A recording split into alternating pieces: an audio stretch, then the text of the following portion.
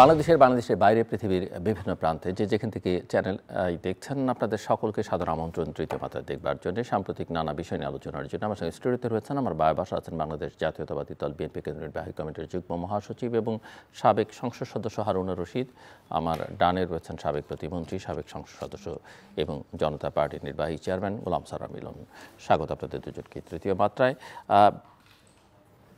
দেশে ছাত্র সংসদগুলোর নির্বাচন হচ্ছে, ফলাফলও আপনাদের সবারই জানা। মিস্টার গোলাম সারা মিলন তো ডাকসুতে প্রতিদ্বন্দ্বিতা করেছেন এক সময়। সো আমি একটু আপনাদের দুজনের কাছ থেকে বুঝতে চাই যে এই নির্বাচনের যে ফলাফল বা প্রবণতা যেটা দেখা যাচ্ছে, ডাকসু পরে জাকসু সামনে উন্নয়ন, সামগ্রিকভাবে এটা বাংলাদেশের রাজনীতির জন্য অথবা আরও স্পেসিফিকলি বললে বিএনপির জন্য কোনো রেড সিগন্যাল কিনা? মিস্টার হারুন। ধন্যবাদ আজকের তৃতীয় মাত্রায় আমাকে আমন্ত্রণ জানানোর জন্য। তৃতীয় মাত্রার দেশ বিদেশের সকল দর্শকদের প্রতি আন্তরিক অভিনন্দন, শুভেচ্ছা রইল। তৃতীয় মাত্রা বাংলাদেশের দীর্ঘদিন যাবৎ অত্যন্ত একটি জনপ্রিয় টেলিভিশনের আমাদের অনুষ্ঠান। যে বিষয়টি নিয়ে আজকে এখানে আপনি আমাকে উপস্থাপন করেছেন, আগামী জাতীয় নির্বাচনের পূর্বে বর্তমানে বিভিন্ন বিশ্ববিদ্যালয়গুলোতে যে ছাত্র সংসদ নির্বাচন হতে যাচ্ছে, হচ্ছে এবং হতে যাচ্ছে, আর বাকিগুলোতেও এই যে চিত্র বা ফলাফল যেটা আসছে, আমি কে জিতেছে কে হেরেছে আমি এটার মূল্যায়নে যাব না, কিন্তু অন্তর্বর্তীকালীন সরকারের এখন সবচেয়ে প্রাধান্য পাওয়া উচিত ছিল জাতীয় নির্বাচনকে একটা অবাধ সুষ্ঠু নিরপেক্ষভাবে অনুষ্ঠান করার। কিন্তু এই নির্বাচনের পূর্বে কিন্তু সেই জায়গায় তো আপনাদেরও দায় আছে, কারণ আপনারা তো সেই বিষয়টা জোর দিয়ে কোনো কিছু বলেননি এবং এই নির্বাচন তো আমি যতদূর জানি আপনারাও চেয়েছেন। আমার বিষয়ে চাওয়ার ক্ষেত্রে আমার জানার কথা নেই। নির্বাচন যেহেতু বিশ্ববিদ্যালয়ের একটা অটোনোমাস বডি, ভাইস চ্যান্সেলররা তো সকল স্টেকহোল্ডারদের সঙ্গে আলোচনা করে করেছে। সবচেয়ে বড় কথা হচ্ছে যে বাংলাদেশের ছাত্র রাজনীতির বিগত যে 2 দশক বলা চলে একরকম, যে ছাত্র রাজনীতির যে অস্তিত্ব, যে কর্তৃত্ববাদী শাসনের সময় কোনো ছাত্র রাজনৈতিক দলের কোনো রাজনৈতিক চর্চাই ছিল না, কোনো কলেজ বিশ্ববিদ্যালয় কোথাও ছিল না। এখন সেইখানে আপনি একটা রাজনৈতিক কর্মকাণ্ডের যাত্রা ভালোভাবে সেখানে না শুরু করে আপনি নির্বাচনের দিকে সরাসরি অগ্রসর হলেন এবং নির্বাচনের মধ্য দিয়ে যে ফলাফলগুলো আসছে দেখা যাচ্ছে যে সেইখানে আমাদের, আমি সরাসরি বলবো যে এটা উগ্রবাদী গোষ্ঠী উত্থান ঘটছে এবং সরাসরি তারা তাদের দলীয় পরিচয় নির্বাচন না করলেও তারা ঐক্যবদ্ধ ছাত্র পরিষদ বা ঐক্য পরিষদ বিভিন্ন নাম দিয়ে তারা নির্বাচন করলেও দেখা যাচ্ছে তাদের প্রতিনিধিরাই সেখানে নির্বাচিত হয়ে বেরিয়ে আসছে। এবং ঢাকা বিশ্ববিদ্যালয়ের মতো বা জাকসুর মতো যে নির্বাচনের অনুষ্ঠান নিয়ে যে অভিযোগগুলো এসছে, যারা ওখানে প্রতিদ্বন্দ্বিতা করেছে বিভিন্ন প্যানেলে, স্বতন্ত্র প্যানেল, বিভিন্ন দলের প্রার্থীরা যারা নির্বাচনে অংশগ্রহণ করেছে এবং নির্বাচনে আমি গণমাধ্যম এবং সামাজিক যোগাযোগ মাধ্যমে যে সমস্ত তথ্যগুলো পেয়েছি, এটা খুবই অনাকাঙ্ক্ষিত এবং দুঃখজনক। আমি নিজেও আপনার ছাত্র রাজনীতির সাথে সম্পৃক্ত ছিলাম এবং আমি নিজে নির্বাচন করেছি ছাত্র সংসদের এবং বহু আমাদের উত্তরাঞ্চলে বিশেষ করে বহু কলেজ বিশ্ববিদ্যালয়ে নির্বাচন পরিচালনা দায়িত্ব পালন করেছি। এরশাদের অধীনেই নির্বাচনগুলো, এরশাদের সময় বেশি নির্বাচনগুলো অনুষ্ঠিত হয়েছে। এরশাদের কোনো ছাত্র সংগঠন ছিল না, যে কারণে তাদের সেখানে ইন্টারেস্টও ছিল না এবং সেইখানে আপনার কলেজ বা বিশ্ববিদ্যালয় কর্তৃপক্ষেরও কোনো স্বার্থ জড়িত ছিল না। ছাত্ররা নির্বাচন চেয়েছে, নির্বাচনের তফসিল ঘোষণা হয়েছে, নির্বাচন অনুষ্ঠিত হয়েছে এবং নির্বাচন নিয়ে কোনো আপনার অভিযোগ উত্থাপিত হয়নি। ইভেন তখন ডিজিটাল প্রযুক্তিও ছিল না। আমার নিজের দেখা বেসরকারি অনেক কলেজে আপনার টিনের যে কেরোসিন বিক্রি করার টিন, এরকম টিন দিয়ে আপনার ব্যালট বাক্স বানানো হয়েছে, মাঝখান কেটে দিয়ে ওখানে কাপড় দিয়ে ঘিরে ওর মধ্যে দিয়ে ছাত্ররা ব্যালট পেপার ফেলেছে। কোনো রকমের কোনো ব্যালট ছিনতাই করা, চুরি করা, জাল ভোট দেওয়া, এই সমস্ত কোনো ধরনের কোনো ঘটনা ঘটেনি। ইভেন ভোটের ফলাফল রাত্রি 10টা 11টা 12টার মধ্যেই আপনার ফলাফল ঘোষিত হয়ে গেছে। আপনি এখন ডিজিটাল প্রযুক্তির যুগে বসবাস করছেন, আপনার ভোটের ফলাফল করতে কেন 2 দিন 3 দিন লাগবে? তারপরে আপনি যে আচরণবিধি, আমি নিজে জাকসুর ইলেকশন করেছি, ফলাফল মাঝরাতের মধ্যে ফলাফল। তারপরে আচরণবিধি আপনি যেটা দিচ্ছেন, নির্বাচনে আচরণবিধি ছাত্রদের জন্য যেটা দিচ্ছেন, প্রার্থীদের জন্য, এটা তো লেভেল প্লেইং ফিল্ড আমি বলবো না, যেটা সামাজিক যোগাযোগ মাধ্যমে প্রার্থীরাই অভিযোগ করছে যে কোনো কোনো প্রার্থীর জন্য অবারিত সুযোগ আর কোনো কোনো প্রার্থীর ক্ষেত্রে বিভিন্ন রকম সীমাবদ্ধতা। তো এইটা তো আপনার স্বাভাবিক কারণে ডাকসুর মতো জায়গা নির্বাচনের যে চিত্র, এটা অনাকাঙ্ক্ষিত আমি মনে করি। তবে যেহেতু এটা নির্বাচন যাত্রা শুরু হয়েছে, এইটা জাতীয় নির্বাচনে কোনো ইম্প্যাক্ট পড়বে না। যদিও জাতীয়তাবাদী দল একটা বৃহত্তম সংগঠন, স্বাভাবিক কারণে সারা বাংলাদেশে যারা জাতীয়তাবাদী শক্তির সমর্থক বা প্রতিনিধিত্ব করে তাদের মধ্যে এটা কিছুটা হলেও ক্ষতের সৃষ্টি হচ্ছে আমি বলবো, বা প্রশ্ন তৈরি হচ্ছে যে এরকম কেন হচ্ছে। এখানে আমি খোলাখুলি বলবো যে এখানে আমাদের সাংগঠনিক কিছু ব্যর্থতা আছে। আমাদের দলীয় এইসব ক্ষেত্রে সঠিক আমি মনে করি সিদ্ধান্ত নেওয়ার ক্ষেত্রেও, বিশেষ করে ছাত্র রাজনীতি বা এই নির্বাচনী সব ক্ষেত্রেও দলীয়ভাবেও একটা চিন্তাভাবনা করা প্রয়োজন ছিল যে আমাদের বিশ্ববিদ্যালয়গুলোতে আমাদের সাংগঠনিক অবস্থাটা কী, এই তথ্য জানাও দরকার ছিল, এবং এই মুহূর্তে নির্বাচনের জন্য উপযোগী কিনা এই সময়গুলো, এই জিনিসগুলো আমার মনে হয় যে সঠিকভাবে আপনার পরিসংখ্যান বা তথ্য আমাদের যারা দায়িত্ব আছে তাদের কাছে পৌঁছায় নাই, যে কারণে নির্বাচন অনুষ্ঠিত হয়েছে যা হওয়ার তাই হচ্ছে। এবং নির্বাচনে বিশ্ববিদ্যালয় কর্তৃপক্ষ যারা দায়িত্ব পালন করেছে নির্বাচন পরিচালনার ক্ষেত্রে, তাদের যে সমস্ত বক্তব্য এসছে, বডি ল্যাঙ্গুয়েজ, এটাও অনাকাঙ্ক্ষিত। আমরা নির্বাচন করেছি, আমরা শিক্ষকদেরকে আমাদের পিতৃতুল্য অভিভাবক হিসেবে সম্মান করতাম, এবং তারা যে দায়িত্ব পালন করার সময় যে নিরপেক্ষতা বজায় রেখেছে, সেখানে আপনার ছাত্রদল নির্বাচন করেছে, ছাত্র শিবিরও নির্বাচন করেছে, আমি ডাকসুর কথাই বলছি, ছাত্র সংগ্রাম পরিষদ নির্বাচন করেছে, আপনার বাংলাদেশ ছাত্রলীগ, আওয়ামী ছাত্রলীগের নির্বাচন করেছে, অনেকগুলো ছাত্র সংগঠন। এবং সেইখানে আমরা একেবারে গোলমাল মারামারি হলো, নির্বাচন ফেয়ার, সুষ্ঠু, সুন্দরভাবে হয়েছে। এবং বিশ্ববিদ্যালয় কর্তৃপক্ষের শিক্ষকরা যে কোনো দলের প্রতিনিধিত্ব করে তারাও দায়িত্ব পালন করেছে, কিন্তু নির্বাচনের ক্ষেত্রে আমি কোনো অভিযোগ করতে পারবো না যে তারা কোনো পক্ষপাতিত্ব করেছে, তারা অভিভাবকের মতো দায়িত্ব পালন করেছে। কিন্তু এইবার নির্বাচনে যে চিত্র পত্রপত্রিকায় এসছে, এইটা গণমাধ্যমে এসছে, প্রার্থীদের জায়গা থেকে এসছে, এইটা আমি মনে করি যে আগামী দিনের রাজনীতির জন্য, ছাত্র রাজনীতির জন্য একটা ভালো সুফল বয়ে আনবে না। 1 বছরের জন্য নির্বাচন, 1 বছরের মধ্যে এর মধ্যে রাজনৈতিক চর্চা এখন ঢাকা বিশ্ববিদ্যালয় বা বিশ্ববিদ্যালয়তে নির্বাচনের মধ্যে দিয়ে আমি বললাম যাত্রা এখন শুরু হলো। আপনি নিশ্চয়ই লক্ষ্য করেছেন ঢাকা বিশ্ববিদ্যালয়ে যখন জাতীয়তাবাদী ছাত্রদল আপনি তফসিল ঘোষণা হয়ে গেছে, মুখ সমেত ডাকসু নির্বাচন অনুষ্ঠিত হবে, তারা যখন আপনার ছাত্রদলের প্যানেল ঘোষণা করলো, না ছাত্রদলের কমিটি ডিক্লেয়ার করলো হলগুলোতে, যেহেতু বিগত 15 বছর কোনো হলে কোনো কমিটি ছিল না, তারা যখন কমিটি ডিক্লেয়ার করলো, এখানে আপনার সাধারণ ছাত্রদের ব্যানারে যারা আজকে নির্বাচন করছে, তারাই ছাত্রদের ব্যানারে গিয়ে মব তৈরি করে বললো যে না, এখানে প্রকাশ্য রাজনীতি করতে দেওয়া যাবে না। তো আপনি নির্বাচন করবেন, আর ছাত্র সংসদের হলের সংসদ নির্বাচন হবে, আর সেখানে আপনার প্রকাশ্য রাজনৈতিক তৎপরতা থাকবে না বা সংগঠন থাকবে না, এটা তো আমি মনে করি যে প্রকাশ্যে থাকবে না, গোপনে থাকবে। এটা কেমন ধরনের আপনার সিদ্ধান্ত, বিশ্ববিদ্যালয় কর্তৃপক্ষ কেমন ধরনের আপনি তো নিজেও মানে ছাত্র রাজনীতি থেকে বেরিয়ে এসছেন, আপনি নিজেও নির্বাচন করেছেন, আমাদের অনেক সিনিয়র। তা আমি মনে করি যে আপনার এই পরিস্থিতিতে মানে ছাত্র সংসদ নির্বাচনগুলো করাটা তত্ত্বাবধায়ক সরকারের জায়গা থেকে, অন্তর্বর্তীকালীন সরকারের জায়গা থেকে তাদের তো নিশ্চয়ই সিগন্যাল আছে। আজকে বিশ্ববিদ্যালয় শিক্ষকরা দায়িত্ব পালন করতে হবে, তাদেরকে যদি কেউ অভিযোগ করছে যে আপনি শিবির করেন, ওনারা বুক ফুলিয়ে বলছেন আমি কোনো দল করি না, আমি আপনার দায়িত্ব নিয়ে বলছি যে শিক্ষকরা মিথ্যা কথা বলছে, একেবারে মিথ্যা কথা বলছে। কারণ আজকে এই 5ই আগস্টের পরে বিশ্ববিদ্যালয়ের সমস্ত ভাইস চ্যান্সেলর, প্রোভাইস চ্যান্সেলর পরিবর্তন হয়েছে। আগে যারা ছিল তারা সব ছিল আপনার একটা পক্ষের, সেগুলো সব পরিবর্তন হয়ে পরবর্তীতে যাদেরকে এখন দায়িত্ব দেওয়া হয়েছে তাদেরকে তো এনএসআই, ডিজিএফআই সব প্রত্যয়নপত্র দিয়েছে যে হ্যাঁ এরা আপনার ওই ফ্যাসিস্টদের লোক নয়, হয় এরা আওয়ামী লীগ না বিএনপি, না হয় জামাত, এই সমর্থিত লোক। সুতরাং এখানে শিক্ষকদের জায়গা থেকে, শিক্ষকরা তো আপনার কেউ যতই বলুক না কেন আমি দল করি না, মানুষ বাংলাদেশে দলের বাইরে কেউ আছে, কোনো না কোনো দলকে তো কেউ অন্তর থেকে সমর্থন করে। সুতরাং এটা তো ভোট দেওয়ার সময় তো আমি যে কোনো দলকে তো ভোট দিই। সুতরাং আমার দায়িত্ব পালনের ক্ষেত্রে আমি কতটুকু ত্রুটি হচ্ছে এটা স্বীকার করে নেওয়া উচিত। জি, মিস্টার গোলাম সরোয়ার মিলন, কি বার্তা পাওয়া যাচ্ছে? Red, yellow, green? ধন্যবাদ সিগন্যাল। আমার প্রিয় কিংবদন্তি সঞ্চালক আপনাকে, আমার সহালোচক এবং অগণিত দর্শক শ্রোতাকে প্রীতি, শুভেচ্ছা, সালাম।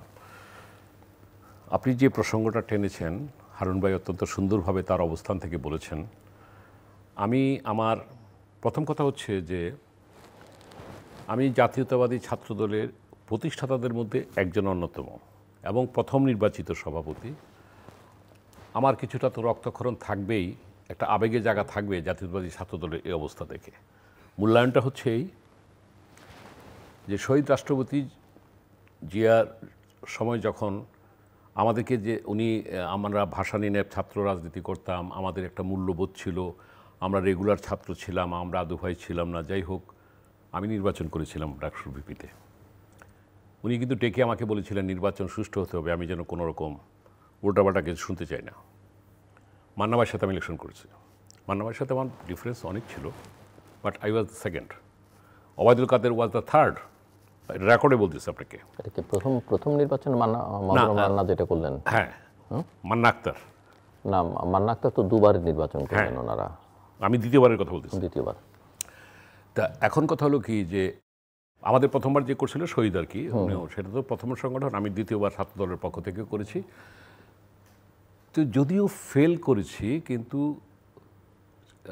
এটা বলবেন রাষ্ট্রীয় ক্ষমতার পরিবর্তন হয় নাই কিংবা জাতীয় রাজনীতিতে হয় না, বরঞ্চ আমরা ইমেজ বিল্ড আপ হয়েছে। ছাত্রদল ৭৩-এর ডাকসু নির্বাচনে যে অনিয়ম ছিল, অসঙ্গতি ছিল, সেটা এবার ছিল না। তাতে করে কি হয়েছে, পরবর্তীতে ছাত্রদল কিন্তু এই ইমেজটাকে কাজে লাগিয়ে তারা কিন্তু হয়েছে। আরেকটা কথা বলি, আপনি যে জাকসু ইউনিভার্সিটির আপনি ইলেকশন করেছেন, জাকসুর প্রথম সাধারণ সম্পাদক শাহ বোরহানুদ্দিন রোকন জাসদ থেকে হয়েছিলেন। উনি আমার কিন্তু আপন মামা। আমি সেই বংশের মারা গেছে, গুলি করে তাকে হত্যা করা হয়েছে। আমি এই উদাহরণগুলি টানছি কেন, এই কারণে দেখেন এইবারে যেটা হয়েছে এটা আমার মূল্যায়ন, আমার ব্যক্তিগত, আপনারা একমত হতেও পারেন, দ্বিমত করতে পারেন। ছাত্রদল একটি বিশাল দলে পরিণত হয়েছিল। আমরা ছাত্রদল থেকে বেরিয়ে এসে আমি এরশাদের ক্যাবিনেটে গিয়েছি, কিন্তু ওই ছাত্রদলই কিন্তু এরশাদ বিরোধী আন্দোলনে ম্যাডামকে, বেগম খালেদা জিয়াকে ক্ষমতা এনেছে। এটা কিন্তু ইতিহাস। আজকে সেই ছাত্রদল এই অবস্থায় কেন? আমি বলবো যে উনি একটা কথা বলে গেছেন, ভিসি, শিক্ষক, জামাত ইসলাম এমন একটা রেজিমেন্টেড পার্টি, সে কোন জায়গায় ভিসি ঢোকাইতে হবে, কোন জায়গায় তার লোক প্রশাসনে ঢুকাইতে হবে, এই কাজটা করেছে। আর বিএনপি বড় দলের এই একটা আত্মম্বরিতা কারণে তারা চেইন অফ কমান্ডকে কন্ট্রোল করতে পারে নাই। তৃণমূল পর্যায়ে দখলবাজি, চাঁদাবাজি, এই জিনিসগুলি হয়েছে। যদিও তারা শাস্তিমূলক ব্যবস্থা গ্রহণ করেছে, কিন্তু এটা তো যথেষ্ট না। মানে আপনি কি বলতে চাইছেন যে বিএনপি ধরে নিয়েছে তারা ক্ষমতায় চলে যাবে? আমি বলছি তারা ক্ষমতায় যাওয়ার আগেই স্কুল কমিটিতে তারা, আর জামাত কি করছে, বিশ্ববিদ্যালয়ের ভিসিকে, প্রভিসিকে কিংবা শিক্ষককে নিয়োগ দিয়েছে। অনেক বেশি স্ট্র্যাটেজিক, আর স্ট্র্যাটেজিক, ভেরি স্ট্র্যাটেজিক। আর বিএনপি কি করেছে, তারা হাট বাজার, ওই যে স্কুল কমিটি, এইসব জায়গায় গিয়েছে। এবং এই ডাকসু নির্বাচনে হওয়ার পিছনে আমার যেটা কারণ হচ্ছে যে, এটা আমার মূল্যায়ন, তাদের ফিক্সড, আমি ধরে নিলাম ৬ থেকে ৮,০০০ ভোট জামাতের আছে, ১৫,০০০ ভোট ভিপি কীভাবে পেল? প্রথম কথা হলো ছেলেটার সম্পর্কে একটা ভালো একটা ইমেজ ছিল। 100% লোক তো পারফেক্ট না, আমি যে ভিপি হয়েছে তার কথা বলতেছি, সাদিক কাম। কিন্তু আরও অন্যান্যরা তখন চিন্তা করলো যে ছাত্রদলকে ঠেকাও। কেন এই প্রশ্নটা আসছে? ছাত্রদলকে ঠেকাও এই প্রশ্নটা আসছে এই কারণে, তারা মনে করতেছে ওই ছাত্রলীগের মতো ছাত্রদলও যদি আসে তাহলে হলে আধিপত্য থাকবে, ইউনিভার্সিটিতে সেরকম। এটাকে কী বলে, একটা পারসেপশন তৈরি হয়েছে। মানে সাধারণ ছাত্ররা, ইভেন কি পতিত স্বৈরাচারের ছাত্র সংগঠনের ছাত্রলীগ সমর্থিত ভোটার যারা, আমার বিশ্লেষণ বলে, হিসাব যদি আমি ভুল না করতে থাকি, তারাও ভোট দিয়েছে জামাতকে কৌশলগত কারণে। এই কারণে যে তারা তো ভবিষ্যতে চিন্তা করতেছে যে যদি ছাত্রদল এখানে চলে আসে এবং ভবিষ্যতে তাদের একটা মেরুকরণ, শোনেন এখানে অনেক মেরুকরণ কাজ করতেছে, তো এই কারণে তাদেরকে জামাতকে দেয়। কারণ জামাত একটা রেজিমেন্টেড হইলেও তারা এই মুহূর্তে মনে করতেছে যে ছাত্রদল না আসুক, কারণ তারা তো, আপনি দেখেন ছাত্রলীগে কিন্তু জামাত প্রোভাইড হয়েছিল, এবং দেখবেন এখন জামাতের ভিতর কিন্তু ছাত্রলীগ প্রোভাইড হবে। আপনি কিন্তু একটু গভীরে যাওয়ার চিন্তা করেন। সুতরাং তারা মনে করছে যে এই জায়গাটা আমাদের নিরাপদ। সুতরাং ছাত্রলীগে আমরা দেখেছি জামাতের অবস্থান, তারা 5 তারিখে পরে জানলাম যে তারা ছাত্রলীগ করতো, আন্দোলনে আসে। অবশ্যই তাদের শিবিরের স্মার্টের ছাত্রলীগও তো। আপনি কি মনে করেন যে ছাত্রলীগের পক্ষে এত সহজ শিবির তাদেরকে, আপনি দেখেন, ভোট নিতে পারে? কিন্তু ছাত্রদল ভোট পেয়েছে ভিপিতে 5,000, সে পেয়েছে 15,000। এই ভোটগুলি কোথাকার? এগুলো তো ভোটার তো রিয়েল ভোট, কিন্তু কোনো হয় নাই, কারচুপি হয় নাই। এটা সাধারণ ভোটও হয়তো গেছে। সাধারণ ভোট কি বললাম, কি কারণে গিয়েছে? তারা যখন দেখছে যে আজকে ক্ষমতায় যাওয়ার আগেই বিএনপির পারসেপশন তারা ক্ষমতায় চলে আসছে, সেটাই। সুতরাং এই ছাত্রদল যদি ক্ষমতায় আসে তাহলে তারা সাধারণ ছাত্রদেরকে তারা সেই ট্রিটমেন্টটা করবে। উনি একটা ভালো কথা বলছে যে আজকে সেই ভ্যালুসটা কিংবা ছাত্রদলের যে নেতৃত্বের যে কোয়ালিটিটা, সেইভাবে আন্দোলন সংগ্রামে যথেষ্ট তাদের ভূমিকা আছে। 15 বছরে বিএনপি খুন গুণ হত্যার শিকার কিংবা জেলে গিয়েছে, এগুলি তো অনস্বীকার্য, এটা তো অস্বীকার করার উপায় নেই। কিন্তু 24-এর গণঅভ্যুত্থানে কিন্তু এই শিবির বলেন, ছাত্রদল বলেন, কিংবা এই আমাদের বৈষম্যবিরোধী ছাত্র আন্দোলনের নেতারা, এরাই তো নেতৃত্ব দিয়ে কিন্তু অরাজনৈতিকভাবে এই নেতৃত্ব দিয়ে কিন্তু তারা এসেছে। আমি যেটা লাস্টলি বলতে চাচ্ছি যে এই ইলেকশন জাকসুতে যেটা হয়েছে এটাও আপনি দেখেছেন। রাকসুতে আমার ফোরকাস্টিং, আমার রাজনীতি যদি বিজ্ঞান ভুল না করে থাকি, রাকসুতে একই রেজাল্ট হবে সব ইউনিভার্সিটি এবং জাকসুতেও তাই হবে। তাই হবে। তো সুতরাং এইটা হবে কি, এইটার একটা মনস্তাত্ত্বিক প্রভাব কিন্তু সাধারণ মানুষের কাছে পড়ছে। আমি নিয়মিত আমার এলাকায় যাই, তারা বলে কি জানেন, মিলন ভাই হাসিনা তো গেছে, এই আমরা তো বিএনপিকেও দেখছি, এরশাদ তো গেছে, এবার এটা সাধারণ লোকের কথা বলতেছে, এবার জামাতকে দিয়ে একটা পরীক্ষা করা যায় না? বিশ্বাস করেন এরকম একটা কথা, আমার এই কথাটা হয়তো জামাতের পক্ষে যাবে, কিন্তু আসলে কিন্তু জামাতের কিন্তু ভোট কিন্তু ফিক্সড। এখন তারা কি করতেছে দেখেন, 8 দলের এই যে যুগপৎ আন্দোলনের কথা, আমি 30 সেকেন্ড আরও বেশি সময় চাই। 8 দলের এই যে যুগপৎ আন্দোলন করে তারা যে অস্থিতিশীলতার যেটা তৈরি করতে চাচ্ছে, আমি বলতে চাই যে যেখানে স্বৈরাচার বিরোধী আন্দোলনে ঐক্যবদ্ধ ছিল, এখন কেন আমরা ঐক্যবদ্ধ না? এখন কেন আজকে এই বিভাজন পিআর পদ্ধতি নিয়ে, কিংবা আমরা ওই প্রসঙ্গে আরও পরে কথা বলবো, তাহলে এই যে নিয়ে যে অবস্থাটা করছে, এই যে বিভিন্ন বিশ্ববিদ্যালয়ের রেজাল্টগুলিকে দিয়ে একটা অবয়ব তৈরি করা, মনস্তাত্ত্বিক সাইকিতে এই জিনিসটা তৈরি করা যে তারাই এখন factor in students, in social movement, সব কিছুতে, যেটা তাদের আগামী নির্বাচনে তারা সমস্ত দলকে এক করে সেটা ক্যাশ করতে চায়। সুতরাং আমার মনে হয় যে এই ক্ষেত্রে জাতীয়তাবাদী শক্তি যারা, তারা যদি ঐক্যবদ্ধ না হয়, আমার মনে হয় ভুল করবে। এবং বিএনপি যদি আত্মম্বরিতে ভোগে যে আমরা একাই দল, নো, বিএনপি যারা করতো, কিংবা বিএনপির সমমনা জাতীয়তাবাদী, বাংলাদেশি জাতীয়তাবাদী বিশ্বাসী যারা মধ্যপন্থী দেশপ্রেমিক, এদের আজকে বাংলাদেশের মানুষ ধর্মভীরু, ধর্মান্ধ নয়, এই ধর্মভীরু লোকেরা যদি আজকে ঐক্যবদ্ধ হয় তাহলে ভবিষ্যতে এই চ্যালেঞ্জকে মোকাবেলা করা সম্ভব। মিস্টার হারুনুর রশিদ, নির্বাচনকে সামনে রেখে যে ধরনের মেরুকরণ এখন হচ্ছে, যে ধরনের দাবি দাওয়া উঠছে, এবং অনেকেই একটু মনে করেন যে বিএনপি আসলে এই জায়গাটা তো নিজের অবস্থান অনেকবার পরিবর্তন করেছে, বিএনপি কি ট্রমাটাইজড কিনা, নাকি পলিটিক্স বুঝতে পারছে না, হয়তো জনসমর্থন আছে কিন্তু সেই জায়গায় স্ট্র্যাটেজি বা ট্যাকটিক্সের দিক থেকে বিএনপি অনেকে পিছিয়ে, নাকি নেতৃত্বের দুর্বলতা, এবং মিস্টার মিলন যেটা বললেন, এই যে চাঁদাবাজি, দখলবাজি,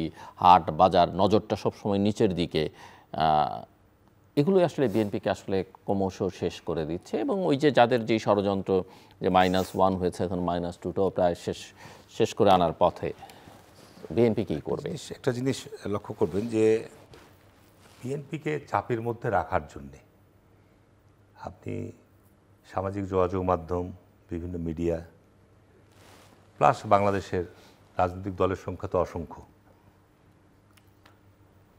তারপর প্রত্যেকেরই যেটা আমাদের মিলন ভাই যেটা বলল যে ছাত্রদলকে এই মুহূর্তে ছাত্রদল ঠেকাও, একটা পারসেপশন তৈরি করার চেষ্টা হচ্ছে বিএনপি ঠেকাও।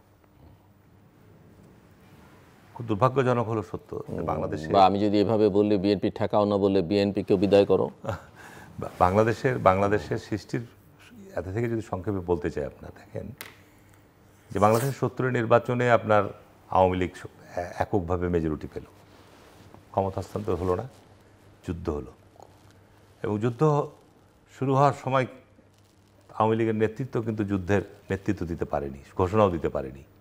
দুর্ভাগ্য যে আপনার পাকিস্তানিরা আপনার গণহত্যা চালালো, আমাদের তৎকালীন সময়ের মেজর জিয়া আপনার চট্টগ্রাম থেকে ঘোষণা দিল, যুদ্ধ শুরু হলো, একেবারেই জাতি অপ্রস্তুত অবস্থা। আমি বলবো যুদ্ধের জন্য আমাদের জাতি প্রস্তুত ছিল না, নিরস্ত্র। এই মে জুন জুলাই পর্যন্ত চলল আপনার চোরাগোপ্তা হামলা, গেরিলা যুদ্ধই সেই। কিন্তু বাংলাদেশে ওই সময়ে একটা শক্তি, যারা এখন বড় বড় আস্ফালন করছে, ওই সময় একটা শক্তি, একটা দল, যারা সরাসরি সুযোগ থাকা, তারা বাংলাদেশের মাটিতেই জন্মগ্রহণ করেছে, এই মাটিরই সন্তান, এই মাটি জলবায়ুতে তারা বড় হয়েছে, তাদের সুযোগ থাকার পরেও তারা ওই সময় সরাসরি মুক্তিযুদ্ধে শুধু বিরোধিতা নয়, পাক হানাদার বাহিনীর সহযোগী হিসেবে দায়িত্ব পালন করেছে এবং এদেশের মুক্তিযোদ্ধাদেরকে হত্যা করেছে। এটা তো সত্য। তার ফলশ্রুতিতে দেশ স্বাধীন হওয়ার পর আপনার নিষিদ্ধ ছিল এবং আওয়ামী লীগ ক্ষমতা আসার পর তারা দেশ পরিচালনায় মুক্তিযুদ্ধের চেতনা বা মুক্তিযুদ্ধের যে লক্ষ্য অর্জনে সব ক্ষেত্রে তাদের ব্যর্থতার কারণে, স্বাভাবিক কারণে, সংক্ষেপে বলছি, স্বাভাবিক কারণেই আপনার শেখ মুজিব সপরিবারে নিহত হলো এবং এর পরবর্তী দেশের অস্থিরতার একটা জায়গায় এক সময় এসে জিয়াউর রহমান সিপাহী জনতার বিপ্লব ক্ষমতায় এসে উনি যেহেতু সরাসরি মুক্তিযুদ্ধে অংশগ্রহণ করেছেন এবং বাংলাদেশের যে মুক্তিযুদ্ধের চিন্তা চেতনা ছিল সেটাকে উনি বাস্তব প্রতিফলন ঘটানোর জন্য সকল রাজনৈতিক দলকে রাজনীতি করার সুযোগ তৈরি করে দিলেন। এখন আপনার বাংলাদেশের এই প্রেক্ষাপটে আমরা গত 15 বছর ধরেন, এর মধ্যে অনেক চড়াই উতরে গিয়েছে, আমরা গত 15 বছর এখন যারা আছি, একটা শক্তি তো এখন নাই, অনুপস্থিত, তাদেরকে দুর্বল ভাবলে হবে না, তাদেরও একটা বিরাট শক্তি, তারা এখন একেবারেই পুরোটাই অনুপস্থিত। গত 50 বছর বিএনপি জোটের সাথে তাদের জোটের সাথে আপনার প্রতিযোগিতা হয়েছে, এটা তো সত্য। এখন এই যে আমরা দীর্ঘ 15 বছর দেশে গণতন্ত্র প্রতিষ্ঠার জন্য, মানুষের ভোটাধিকারের জন্য রক্ত দিলাম, ত্যাগ স্বীকার করলাম, আপনার একটা পরিবর্তন নিয়ে আসলাম। পরিবর্তন আসার পরে আমরা যেটা এখন লক্ষ্য করছি, আমরা যেটা এখন মানে এই যে আমাদের মধ্যে যে অনৈক্য বা বিভেদ তৈরি হয়েছে, যে ইস্যুগুলো নিয়ে বিভেদ তৈরি হয়েছে, এটার ক্ষেত্রে আজকে যারা সরকারের দায়িত্ব পালন করছে, অন্তর্বর্তীকালীন সরকার, প্রফেসর ইউনূস সহ, তাদের অন্য কোনো এজেন্ডা বা অন্য কোনো প্ল্যান আছে কি না, এটা ভবিষ্যৎ বলবে। তাদের প্রথম এজেন্ডাই হওয়া উচিত ছিল ক্ষমতায় আসার সঙ্গে সঙ্গে, কারণ যারা বর্তমানে দায়িত্ব পালন করছে তারা রাজনৈতিক কর্মকাণ্ডের সাথে খুব একটা সম্পৃক্ত কেউ অতীতে ছিল না। তাদের রাষ্ট্রীয় বিভিন্ন কর্মকাণ্ডের সাথে তাদের গৌরবোজ্জ্বল ভূমিকা আছে, এটা ঠিক, এবং তারা কখনো নির্বাচনও করেননি। এখন আপনি এই সংকট থেকে উত্তরণের জন্য আপনার একটা অবাধ সুষ্ঠু নির্বাচনের কোনো বিকল্প নাই। আপনি যত সময় গড়াবে তত বিভিন্ন ধরনের ইস্যু সামনে আসবে। এখন এই আপনার নির্বাচনকে অনুষ্ঠিত করার পূর্বেই আপনার নির্বাচনকে বিলম্বিত করা বা নির্বাচনকে আপনার এই গণতন্ত্রের যাত্রাটাকে প্রলম্বিত করা, দীর্ঘায়িত করার ক্ষেত্রে আপনার অনেক ধরনের ইস্যু কাজ করছে। তার মধ্যে আমি একটা বলবো যে আপনার এই যে সংস্কার কমিশন গঠন করে পাবলিকের পারসেপশনটা কি, আপনি এত সময় নিচ্ছেন, দীর্ঘ আলোচনা হচ্ছে, মানুষ কিন্তু এটাতে বিরক্ত হচ্ছে যে তোমার এখানে এতগুলো সংস্কার কমিশন হয়েছে, একটার পর একটা সিরিজ বৈঠক হচ্ছে, যেটুকু সমঝোতা হচ্ছে, যে আলোচনাগুলো হচ্ছে, সেগুলো আলোকে পদক্ষেপ গ্রহণ করা হোক। আপনি জুলাই সনদ নিয়ে আপনি ধরেন যে বিতর্ক তৈরি হচ্ছে, যে বিষয়গুলো তৈরি হচ্ছে, এইটা নিয়ে একটা আপনার মাঠ গরম করার পরিস্থিতি তৈরি করা হচ্ছে, তো যেগুলো অনাকাঙ্ক্ষিত। পাশাপাশি আমি বলবো যে আপনি এই সময়ে যেটা একেবারেই অপ্রয়োজনীয়, ধরেন এখন হঠাৎ করে জামাত ইসলাম, ছোটো ছোটো কয়েকটা দল, তারা পিয়ার পদ্ধতির কথা, পিয়ার পদ্ধতি করে আপনার সংবিধান সংশোধন করতে হবে। সংবিধান সংশোধন ছাড়া সংসদে যে অনুচ্ছেদটি আছে মঞ্চের মধ্যে পরিষ্কার বলা আছে, যেখানে পিয়ার পদ্ধতিতে আপনার তখন আর নির্বাচনী এলাকা থাকবে না, 300 আসন নিয়ে সংসদ গঠিত হবে, থাকবে না। আপনাকে সংসদ তখন অটোমেটিক আপনাকে সংবিধান সংশোধনের, তাছাড়া আপনি পিয়ার পদ্ধতি যেতে পারবেন। এই জন্য আবার এনসিপি দাবি করছে গণপরিষদ নির্বাচন। তারপর ওটাই বলছি আমি, তাহলে এইখানে আপনার এই অযৌক্তিক দাবি তুলে এই পিয়ার পদ্ধতি নিয়ে আপনার দেশের মানুষ প্রাণহানি ঘটেনি, রক্ত দেয়নি, পিয়ার পদ্ধতির জন্য মানুষ গণ আন্দোলন করেনি। এই জিনিসগুলো আপনাকে এর মধ্যে নিয়ে আসতে হবে। তারপরে আপনার এই এনসিপি সরকারের আশীর্বাদ পুষ্ট আরেকটা রাজনৈতিক শক্তি দাঁড়িয়েছে ছাত্রদেরকে নিয়ে, তাদের কোনো অভিভাবক নাই, অভিভাবকহীন আমি বলবো। হয় ডক্টর প্রফেসর ইউনূসকে তাদের দায়িত্ব নিয়ে নেওয়া উচিত সরাসরি, যে আমি এনসিপির চিফ, এনসিপিকে তারা এই গঠন করে তারা এখন বলছে যে এইসব শর্ত গণপরিষদ না করলে এইটা হবে না, ওইটা হবে না। এই সমস্তের মধ্যে হচ্ছে কি, দেশে একটা পরিস্থিতি, ঘোলাটে পরিস্থিতি তৈরি করা হচ্ছে, যেটা দেশের জন্য অমঙ্গলজনক।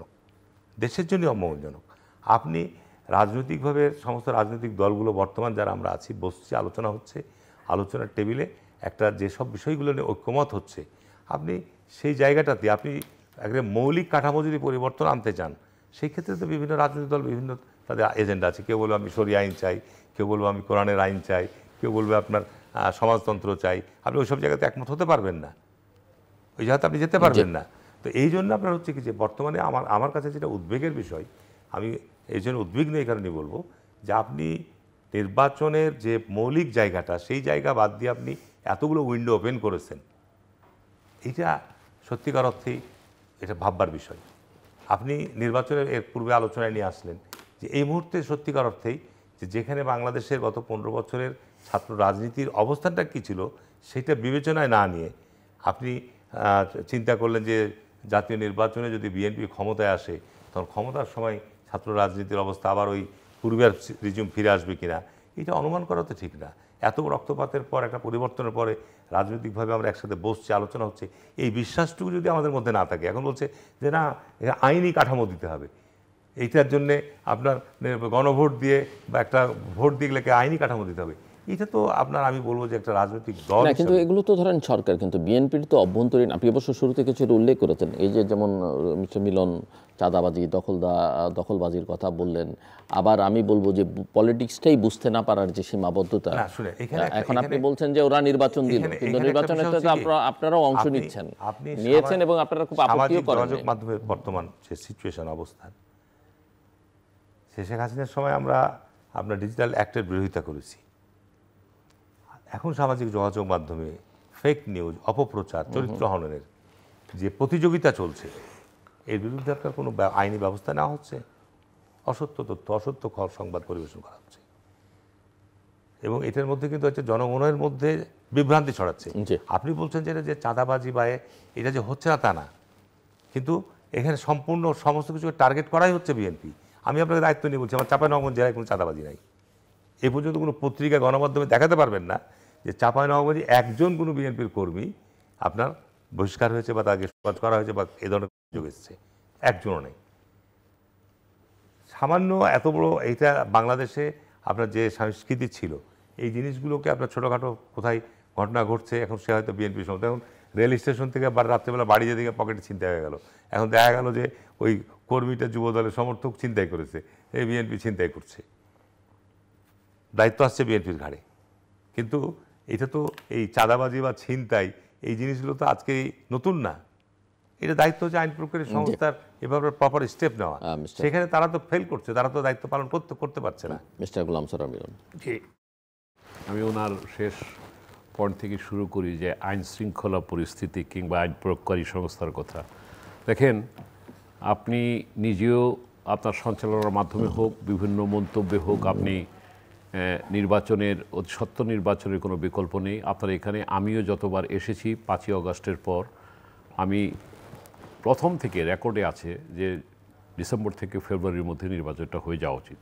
এখন ফেব্রুয়ারির মধ্যে নির্বাচনটা আজকে আমরা চাই, কিন্তু চাবো যে আমরা কি আর 2.5 মাস আছে, তাহলে ডিসেম্বরে প্রথমার্ধেই আপনার তফসিল ঘোষণা করতে হবে। 2.5 মাসে আপনাকে এই আইনশৃঙ্খলা পরিস্থিতিকে কন্ট্রোল করতে হবে, আইনশৃঙ্খলা বাহিনীকে শক্তিশালী করতে হবে। যে মব কালচারের কারণে আজকে যে অনাস্থা তৈরি হয়েছে সমাজে, কিংবা এই মব কালচারের কারণে পুলিশের ভিতর যে ভীতি তৈরি হয়েছে, আজকে সেই জিনিসটা আমাদের কিন্তু আমলে নিতে হবে।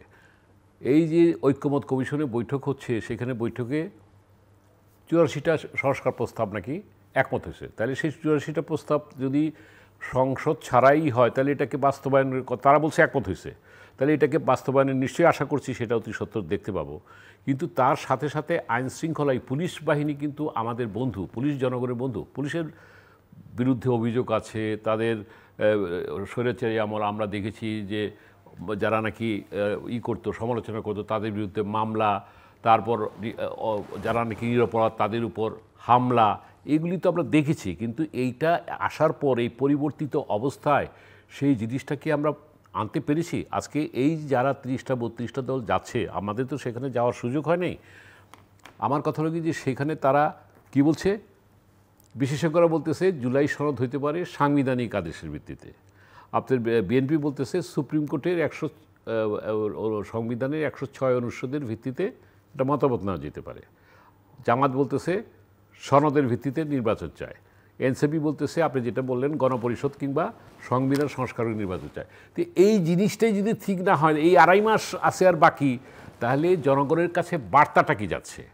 প্রথম কথা হলো আইন শৃঙ্খলা, দ্বিতীয় হচ্ছে এই যে পিআরের নাম করে, প্রথম কথা হলো আমি আপনাকে বলি পিআর নেপালে আছে। আমি অন্যান্য সুইজারল্যান্ড অন্য দেশের কথা বাদ দিলাম, আমাদের পাশের দেশে নেপালে আছে। নেপালের আমরা কিছুদিন আগে দেখলাম স্বজনপ্রীতি কিংবা দুর্নীতি ইত্যাদির কারণে সেখানকার যে গণবিস্ফোরণ হয়েছে সেটা আমরা দেখেছি। কিন্তু পিআরটা বাংলাদেশের মানুষ তো বুঝে না। হঠাৎ করে পিআর পদ্ধতি এটা মানুষের কাছে যে যখন আমরা বলি এটা কি, এখন পিআর পদ্ধতিটা যেমন করতে হলে এখানে কি আলোচনা হয়েছে? আমার মনে হয় যারা পিআরের পক্ষে বলেন তারা কি বলেছেন যে মিনিমাম এত % ভোট হলে সে এটা করা যেতে পারে, তাও সেটা গ্রহণযোগ্য হতে পারে। এখন 1% ভোট পাইলাম, সাপোজ আমি ধরেন একটা নতুন দলের, আমি 1% ভোট পাই একটা পাইলাম, তো এই স্ল্যাবটা তো ঠিক করা উচিত। 1, 2 নম্বর হলো এই প্রথম যে নির্বাচনটা আমরা চাচ্ছি এখানে পিআরের তো কোনো প্রশ্নই আসে না। এই কারণ এই পিআর দিয়ে আপনি কীভাবে নিম্নকক্ষ করতে পারবেন? তবে একটা কথা, এটা আমার দলের কিংবা আমাদের অবস্থান যেটা, পিআরটা আপনি যেহেতু কথাটা আসছে উচ্চ কক্ষ যদি হয়, যেহেতু বিএনপিও এটা বলেছে উচ্চ কক্ষের কথা, উচ্চ কক্ষে পিআরের ভিত্তিতে আপনি নমিনেট করতে পারেন, কিন্তু নিম্নকক্ষে প্রচলিত ব্যবস্থায় যে সংসদের আসন ভিত্তিক সেটার ভিত্তিতেই হইতে হবে। এখন সেটার ভিত্তিতে হইতে হলে যাতে আমরা লেভেল প্লেয়িং ফিল্ড হয়, অংশগ্রহণমূলক হয় এবং সেটা আন্তর্জাতিক মানসম্পন্ন হয়, এবং যদি ইলেকশনটা এমন হয় যে অ্যারেঞ্জড ইলেকশন হয় তাহলে তো একই প্রশ্নবিদ্ধ হবে। কিন্তু একটা কথাও আপনাকে বলে রাখি, আমি কিন্তু একটা ইয়েতে বলছিলাম, হ্যাঁ অ্যারেঞ্জড হইলেও একটা ইলেকশন হওয়া উচিত, এই কারণে অ্যারেঞ্জড হলেও তাহলে আর এত বছর আমাকে একটু বলতে দেন, আমি আমার যুক্তিটা বলতে দেন। প্রথম কথা হলো আমি এটার বিরুদ্ধে। আমরা তাইলে এই গণ অভ্যুত্থানের আকাঙ্ক্ষাটা কী ছিল? 3টা প্রজন্ম আমি যাকে ভালো মনে করি তাকে ভোট দিতে চাই, সেই ভোটটা তো দিতে পারে নাই। এইবার তারা তাদের ভালো মতো ভোট দিতে পারে, কিন্তু আমার কাছে এখন পর্যন্ত চিত্র যা, তাতে করে বিএনপি ছাড়া আর কেউ নির্বাচনে আসে কিনা, তারপরে নির্বাচনটা হয়ে যাওয়া উচিত। এই কারণ সংসদ ছাড়া তো আপনি কোনো কিছু সংস্কার বাস্তবায়ন করতে পারতেছেন না, নাম্বার 1। নাম্বার 2, আপনি 95 সনে 96 সনে বিএনপি একতরফা ইলেকশন করে তত্ত্বাবধায়ক সরকার বিল পাশ করে নেয়, তার ভিত্তিতে পরপর 3টা তত্ত্বাবধায়ক সরকার অধীনে ভালো নির্বাচন হয়। আমি ওই সেন্সে বলছি। অর্থাৎ আমি কিন্তু আবারও বলছি আমি অ্যারেঞ্জ ইলেকশনের বিপক্ষে। আমার কথাটা একটু, আমার মেসেজটা যেন ভুল না যায়। প্রথম কথা হলো যে একটা নির্বাচন আমরা চাই, নির্বাচনের জন্য লেভেল প্লেয়িং ফিল্ড নাই, নির্বাচনের জন্য আমার আইন শৃঙ্খলা বাহিনী ঠিক নাই, 2.5 মাস আছে। সুতরাং আজকে এই অবস্থায় আমাদের উচিত এই যে যারা গণভবনে ডক্টর ইউনূস সাহেবের ঐক্যমত কমিশনে বসে যারা করছেন, এইখানে আজকে আমাদের সমঝোতার প্রয়োজন। আজকে এরশাদকে বিদায় যখন করলেন হারুন ভাই, আপনারা জাতীয় ঐক্যমতের ভিত্তিতে 3 জোটের রূপরেখায় আপনারা কি বললেন, শাহাবুদ্দিন সাহেবকে এনে তারে আপনারা রাষ্ট্রপতি করলেন এবং পরবর্তীতে উনি ফিরে যাবেন, এটা সংবিধানে ঢুকালেন। তার এই কমিটমেন্টটা, অঙ্গীকারটা করেন না কেন? যে আমরা সবাই সমঝোতা করলাম, অঙ্গীকার করলাম যে এই জিনিসগুলি করব, এটা করলেও তো একটা মানুষ আস্থা পায়। আপনারা সেটা করছেন না। আজকে এইটা প্রশ্ন বিএনপির কাছে, এই প্রশ্ন জামাতের কাছে, এই প্রশ্ন আজকে যারা যাচ্ছেন আপনারা সেই ডক্টর ইউনূস ঐক্যমত কমিশনের কাছে, এইটাকে কেন এটা বিলম্ব হচ্ছে সেটাই হলো আজকে হারুন রশিদ। জি, মিলন ভাই যে লাস্টে যেটা বললেন সেখান থেকে আমি শুরু করছি যে বিএনপি বলছে না, এটা আপনাকে কে বললো?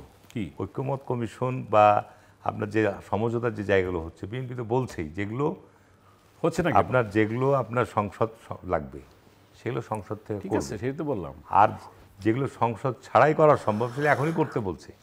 তো সুতরাং এই ক্ষেত্রে কিন্তু আপনার বিশ্বাস অবিশ্বাসের জায়গাটা কোথায় হচ্ছে? যে আজকে যেটা বললেন, আগে যে আলোচনা এসছে যে বিএনপি ঠেকাও, বিএনপিকে আপনার চাপের মধ্যে রাখার জন্য, বিএনপিকে আপনার বিভিন্নভাবে আপনার কিছু কিছু বিষয় আমি বলবো যে বাধ্য করার জন্যে এই ধরনের একটা পরিস্থিতি তৈরি করা হচ্ছে যে এখানে বিএনপি যদি না করে, তো এইটা যদি রাজনীতিক আপনার টেবিলে বসে আলোচনা করার পরে যদি এই এমন মানসিকতা, তাহলে বসাই উচিত না আমাদের। তো এখন যেহেতু আমরা সমঝোতার জায়গাটা কিভাবে আসা যায় সেই আমরা আলোচনা, সমঝোতা তো হচ্ছেই। আপনি বলেন 84টা যেসব জায়গাগুলো নিয়ে নোট অফ ডিসেন্ট দেওয়া আছে সেগুলো কথা আমি বাদ দেন, কিন্তু যেগুলো আমরা আলোচনায় সিদ্ধান্ত হয়েছে এটা তো আপনাকে আস্থা রাখতে হবে। কই যে এখন তো দেখতেছি না। না, এই আস্থাটা তো বিএনপি ডিক্লেয়ার দিয়েছে যে যে জায়গাগুলোর জন্য আমাদের সংবিধান সংশোধন হবেই, যে সংবিধান বর্তমানে আছে এই সংবিধানের, যেমন আপনার এখানে তত্ত্বাবধায়ক সরকার, অন্তর্বর্তীকালীন সরকার না তত্ত্বাবধায়ক সরকার ব্যবস্থা ফিরে আসবে। তারপরে অনেকগুলো অনুচ্ছেদ শেখ হাসিনা বলছিল এগুলা কোনো সময় পরিবর্তন করা যাবে না কোনো দিয়ে, সে বহুত কিছু বাদ যাবে। সংবিধানটাকে আবার একটা বর্তমান সময়ের চাহিদা একটু উপযোগী 31 তৈরি সেকেন্ড করা হবে। ইন্টারেক্ট করি যে আপনি একটু উত্তর দিবেন যে এরা নিরপেক্ষ নির্বাচন এবং সেই নিরপেক্ষ নির্বাচন করার জন্য যে লেভেল ফিল্ড করার সক্ষমতা এই সরকারের আছে কিনা, এই ব্যাপারে আপনি কি মনে করেন? নির্বাচন তো এখন তো সামনে 2.5 মাস বাকি আছে, তো সেই ক্ষেত্রে আইন প্রয়োগকারী সংস্থা তখন সেনাবাহিনী আপনার প্রায় 80-90 হাজার 1 লাখ থাকবে মাঠে ম্যাজিস্ট্রেসি পাওয়ার নিয়ে, এবং এইটা সবচেয়ে বড় চ্যালেঞ্জ। আপনি যেটা বলেন সক্ষমতা আছে নাই, নির্বাচন না হবে যদি আমি বলতে পারবো না। বাংলাদেশে অতীতে যতগুলো জাতীয় নির্বাচন হয়েছে, সরকারের যদি কোনো এজেন্ডা না থাকে, সরকারের যদি কোনো অন্য ABC প্ল্যান না থাকে, নির্বাচন ফেয়ার হবে। নির্বাচন মাঠ পর্যায়ে কারা করবে? নির্বাচন মাঠ পর্যায়ের যারা প্রশাসন তারা করবে, এবং মাঠ পর্যায়ের প্রশাসন বাংলাদেশের যে ট্র্যাডিশন, কেন্দ্র থেকে যে নির্দেশনা যায় মাঠ প্রশাসন সেটাই কার্যকর করে। ইভেন বর্তমান সময়েও আপনার মাঠ প্রশাসনকে এনসিপির কর্মকাণ্ডকে বাস্তবায়ন করার হুকুম দেওয়া হচ্ছে। জেলা প্রশাসন, থানা প্রশাসন তাদের প্রোগ্রাম করে দিচ্ছে, তাদেরকে সহায়তা দিচ্ছে, তাদেরকে অর্থ সংগ্রহ করে দিচ্ছে, সব জেলাতেই সব উপজেলাতেই, ঠিক আছে না? তাহলে এইখানে হচ্ছে যে আপনার নির্বাচন কমিশন এখানে এককভাবে কিছু না, নির্বাচন কমিশনকে সহায়তা করবে মাঠ প্রশাসন। মাঠ প্রশাসনের কর্তৃত্ব নেতৃত্ব হচ্ছে আপনার প্রধান উপদেষ্টা, আপনার ক্যাবিনেট এবং জনপ্রশাসন এরা। তো এইখানে যদি আপনার কোনো ভিন্ন প্ল্যান না থাকে তাহলে আপনার এই মাঠ প্রশাসনে যারা নির্বাচন ফেয়ার করার জন্য উদ্যোগ গ্রহণ করবে সম্ভব। বিএনপি বড় দল হিসাবে যেহেতু আমি ধরে নিচ্ছি যে ছোট ছোট দলগুলো নির্বাচনকে প্রশ্নবিদ্ধ করা বা বিতর্কিত করার জন্যে তাদের কোনো একটা প্ল্যান থাকতে পারে, তারা একটা গোলযোগ তৈরি করার চেষ্টা করতে পারে। সারা বাংলাদেশে ধরেন যে 40-50 হাজার যে কেন্দ্র আছে সেসব জায়গায় 10টা কেন্দ্রে, 20টা কেন্দ্রে, 50টা কেন্দ্রে এইটাই মিডিয়া ব্যাপক আকারে প্রচার করতে পারে। সেই ক্ষেত্রে বিএনপি বড় দল হিসাবে আমি নিজে এই তৃতীয় মাত্রার মাধ্যমে জানাচ্ছি, আমি যতগুলো এই পর্যন্ত গত 2 মাস থেকে সভা সমাবেশ করছি বিভিন্ন জায়গায়, আমার নির্বাচন এলাকা সহ অন্য জায়গায়, এবং সেখানে বিএনপি কিন্তু এখানে সবচেয়ে বড় ভূমিকা রাখতে হবে।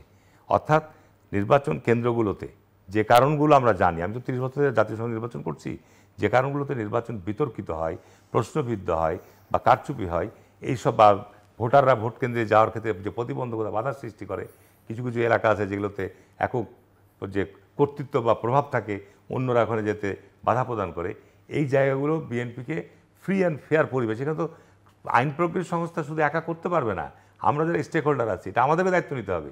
জামাত ইসলাম বলেন, বিএনপি, এনসিপি বলেন, যারা নির্বাচনে অংশগ্রহণ, সবারই কিন্তু নির্বাচন সুন্দর এবং সুষ্ঠু করার জন্য রাজনৈতিক দলসমূহের সবচেয়ে বড় দায়িত্ব।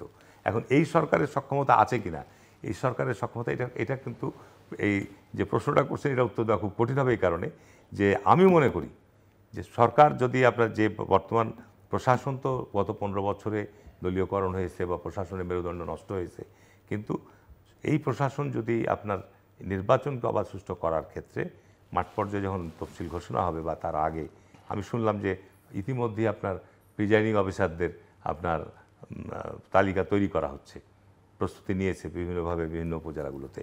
তো সুতরাং এই ক্ষেত্রে মাঠ প্রশাসন যদি উপরে নির্দেশটা থাকে, আপনি যেটা বলেন অ্যারেঞ্জ নির্বাচন, এখন এরকম কোনো অ্যারেঞ্জ নির্বাচন করার কোনো উদ্দেশ্য লক্ষ্য নিয়ে যদি যেতে যায় তাহলে দেশে সর্বনাশ ডেকে আনবে।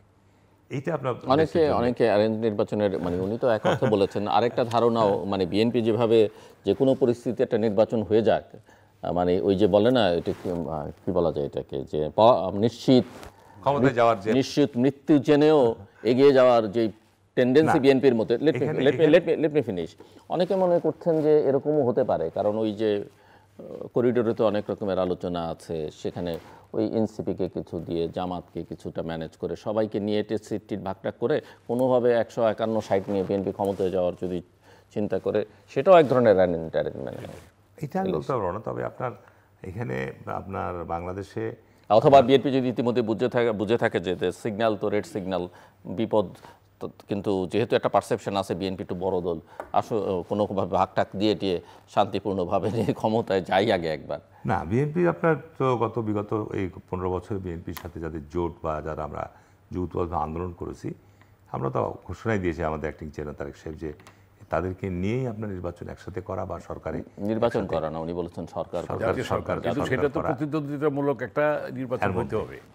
আর নির্বাচনকে সুষ্ঠু করার ক্ষেত্রে এটা আমরা উপলব্ধি করতে পারবো আর কিছুদিন গেলে যে আপনার নির্বাচনটা আসলে কোনো অ্যারেঞ্জ হচ্ছে কিনা। তবে অ্যারেঞ্জ নির্বাচন করতে গেলে এই ক্ষেত্রে যদি বিএনপি এখানে কম্প্রোমাইজ করে তাহলে এটা দেশের গণতন্ত্র উত্তরণের ক্ষেত্রে একটা বড় ধরনের ক্ষতি হবে, বড় ধরনের ক্ষতি হবে। জি, আমি ওনার সাথে একটু সাপ্লিমেন্ট করব। প্রথম কথা তো আমরা তো সবাই নির্বাচন চাই। আজকে জামাতের বলছে যে এই হইলে আমরা ফেব্রুয়ারিতে নির্বাচন চাই, এই হলে মানে শর্ত সাপেক্ষে। আমি শর্ত 2.5 মাসে কতটুকু সাপেক্ষ হবে এটা আমার জানা নাই। আমি একটি কথা বলি যে এটা ঠিক, বিএনপি বড় স্টেক হোল্ডার দল এবং তার ভূমিকা অনেক বেশি আছে। দেখেন, আমার একটা প্রশ্ন, আপনি বললেন যে এই সরকারের অধীনে অবশ্যই ডক্টর ইউনূসকে এই দেশের মানুষ অনেক আকাঙ্ক্ষা প্রত্যাশা নিয়ে জনগণের অভিপ্রায়ে তিনি কিন্তু আসেন, কোনো সাংবিধানিক মানে নিয়মের মধ্যে নাই। তাহলে উনি আছেন যেহেতু, কিন্তু আজকে আমি মনে করি ওনাকে রেখে হোক কিংবা বিকল্পভাবে হোক আপনি একটা তত্ত্বাবধায়ক সরকার, এই নির্বাচনকালীন সরকারের সময়টা হোক, এটা কিন্তু আপনার কাছে শুনিনি কিংবা আপনারা এখনো কিছু বলেন নাই। আমি এটা বলার উদ্দেশ্য হলো যে আপনি যদি সেই অতীতের মতো এই পর্যন্ত বাংলাদেশে যত ইলেকশন হয়েছে তত্ত্বাবধায়ক সরকারের আমলেই অপেক্ষাকৃত ভালো একটা ইলেকশন হয়েছে। এখন যেহেতু একটা প্রশ্ন আসছে, আমরা এই পর্যায়ে যদি অক্টোবরের 21 তারিখে হিয়ারিং আছে, সেটার পর একটা হইতে পারে। এবং দ্বিতীয় হলো আপনি যেটা বলছেন যে মব কালচারটাকে এখনও আমরা ঐক্যমতের ভিত্তিতে বন্ধ করতে পারি নাই। মব কালচারের জন্য ম্যাজিস্ট্রেসি পাওয়ার এই সেনাবাহিনীকে দেওয়া হয়েছে। এই সেনাবাহিনী আমাদের ন্যাশনাল আর্মি, এই সেনাবাহিনী আমাদের গর্বের বাহিনী, যেই সেনাবাহিনীতে শহীদ রাষ্ট্রপতি মেজর জিয়া স্বাধীনতার ঘোষণা করেছিলেন, যেই সেনাবাহিনী 75-এ সিপাহী বিপ্লব করেছে, যেই সেনাবাহিনী 90-তে ভূমিকা রেখেছে, যেই সেনাবাহিনী এইবারও ভূমিকা রেখেছে, এই সেনাবাহিনী কেন আজকে পারতেছে না? এর পিছনে কারণটা কি? অর্থাৎ আপনি যেটা বলতেছেন যে লেভেল প্লেইং ফিল্ড করার জন্য এই সেনাবাহিনী যে আগামী নির্বাচনে মনস্তাত্ত্বিকভাবে আজকে সরকারের সাথে হোক কিংবা এই যে আরেকটা বিষয়, মানে শুধু সেনাবাহিনী নির্বাচন করবে, পুলিশ নাই, আনসার নাই, বা তারা পাচ্ছে না, ধরেন সেটা হয় না। 60,000 নিয়োগ দিচ্ছে, সেনাবাহিনীর ওই স্ট্রেংথই তো নাই। না, সেনাবাহিনীকে ধরেন আমি আরেকটা জায়গায় অ্যাড্রেস করতে, আপনি যেটা বলেন এটা যথাযথ, কিন্তু রিসোর্সের কারণে সেনাবাহিনীকে আমি আবারও বলছি, সেনাবাহিনী কিন্তু গর্বের সেনাবাহিনী, কিন্তু সেনাবাহিনী আজকে তাদের কি কৌশলগত কারণ না দুর্বলতার কারণ? এই যে মব কালচারটাকে তারা বলছে আমরা এটা হইতে দেবো না, আইএসপির থেকে সমানে স্টেটমেন্ট যাচ্ছে কিন্তু হয়ে যাচ্ছে, কোনোটা কিন্তু কন্ট্রোল হচ্ছে না। তাদের কিন্তু ম্যাজিস্ট্রেসি পাওয়ার আছে, দু এক জায়গা ছাড়া, কোনো জায়গায় যে করে নেই তা না, কোনো জায়গায় তারা কিন্তু সেইভাবে ভূমিকা রাখে নেয়। প্রতিটা দিন আজকে ভাঙাতে সীমানা নির্ধারণ নিয়ে যেটা হলো, যে এলাকা নিয়ে যে তুমুল কাণ্ড, সামনে কদিন কি হয় জানি না, এই অবস্থা যদি চলতে থাকে তাহলে এই 2.5 মাসের নির্বাচনের ব্যাপারে মানুষের মনে কিন্তু একটা অস্বস্তি কাজ করছে, একটা আশঙ্কা কাজ করছে, একটা উদ্বেগ কাজ করছে। আজকে এগুলিকে যদি কম্প্রোমাইজ না করতে পারেন হারুন ভাই, আমরা নির্বাচনের স্বপ্ন আমিও দেখতেছি, আমি ছোট দল, নবগঠিত দল, আর একটা কথা বলি, এই ছোট ছোট দল কোনো কিছু করতে পারবে না। করলে আপনারা বিএনপি, করলে আপনারা জামাত, করলে মুসলিম যে ইসলামিক গোষ্ঠী, এই ছোট দল নতুন দল যেগুলি সেগুলির গণায় ধরেন এখন এরা নির্বাচনে করে কেউ হয়তো একটা ব্যক্তি ইমেজের কারণে 1-2টা 5টা সিট পাইতে পারে কিংবা কোনো জোটে গিয়ে সিট পাইতে পারে।